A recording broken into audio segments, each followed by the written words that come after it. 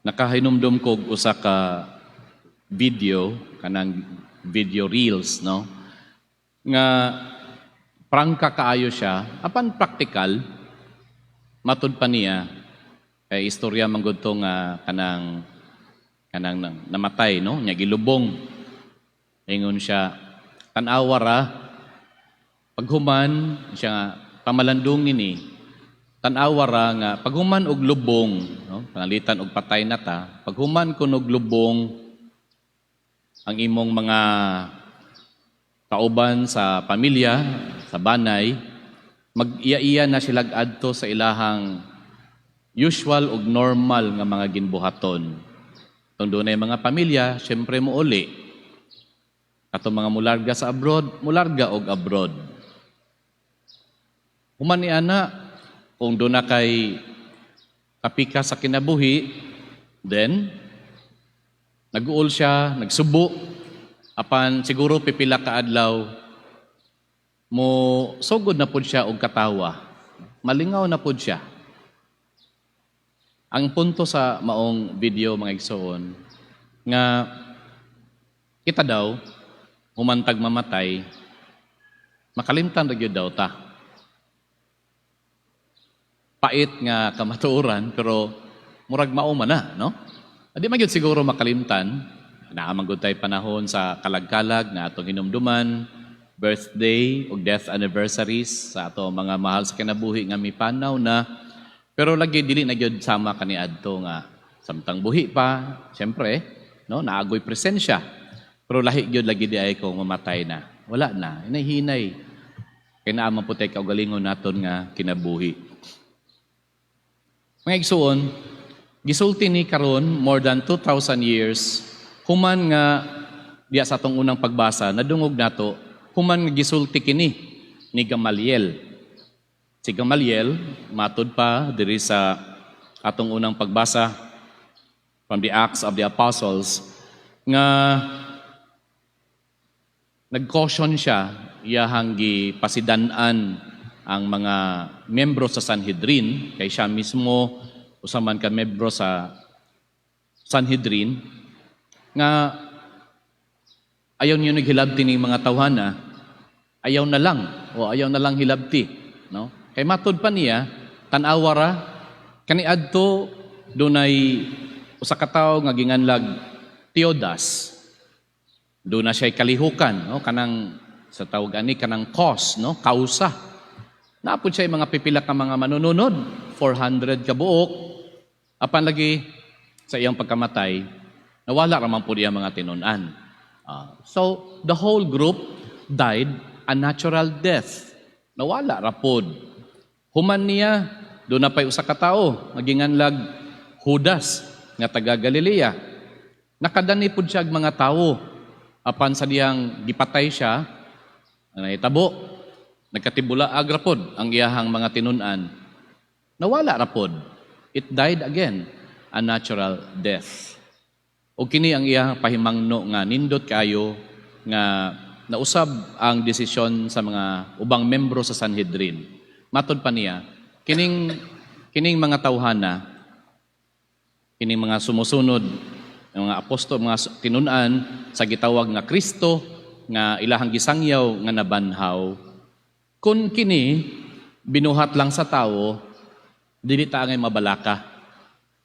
Kay moabot ra gyud ang panahon nga mahanaw ra pod na sila. No? Di na sila managhan. Tao ra gud ang nagbuhat ana. Apan, dunay apan ingon pa niya, kung gikan ni sa Ginoo, di gyud ta kapugong ani. Gawas pa kung ato ni sila yung lutuson, no, maningkamot yun ta nga ato ni silang mawala ni sila diri sa Jerusalem, then matud pa niya kita na mismo ang nakigbatok sa Ginoo. No? So nindot kayo ang iyahang wise kaayo ang iyahang pahimangno sa mga membro sa mga Sanhedrin. Ug tungod ni adto, although gipalatos gyapon nila ang mga apostoles, apan matud pa sa unang pagbasa, gikalipay sa mga apostoles na nakigambit sila sa kasakit ni Kristo tungod sa maong pangalan, si Heso Kristo nga nabanhaw. Mga igsoon, makaingon ta, tinuod yun ay, again, more than 2,000 years after gisulti ni Gamaliel, tinuod man yun. Nga kung sa tao lang, gikan, dili kayo na mulungtad.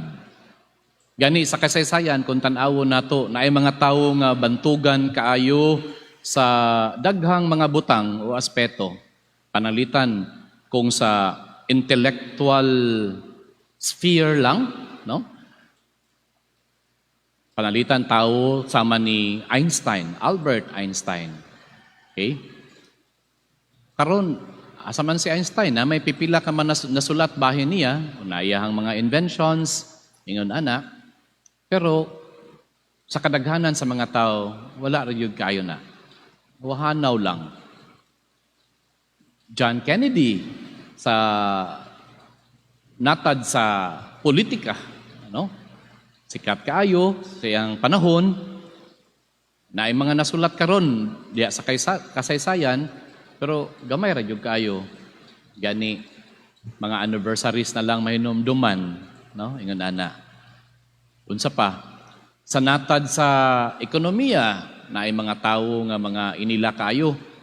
Nathan Ford, kundi lang siguro sa brand sa sakyanan, kalimtan na yun ang pangalana. Sa pa, kining mga Rockefeller, kanang mga dagko nga mga bangko.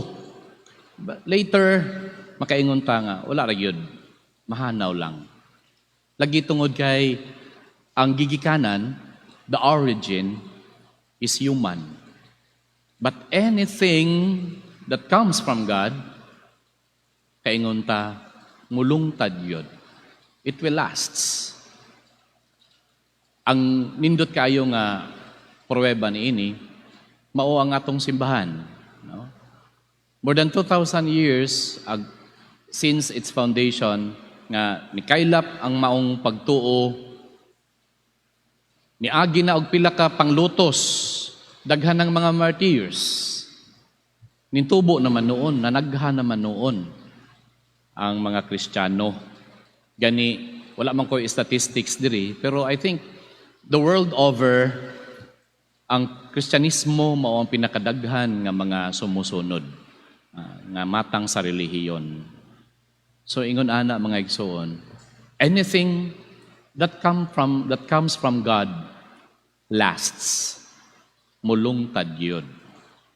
Ingon man sa atong kinabuhi, kung unsa man tong mga butang nga ato ang gitukod o atong gibuhat, nga ang pundasyon ni ini mao ang Ginoo, then we can be sure that it will last.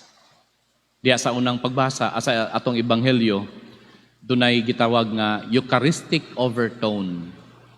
Gamay lang kaayo ang sinugdanan ni ini.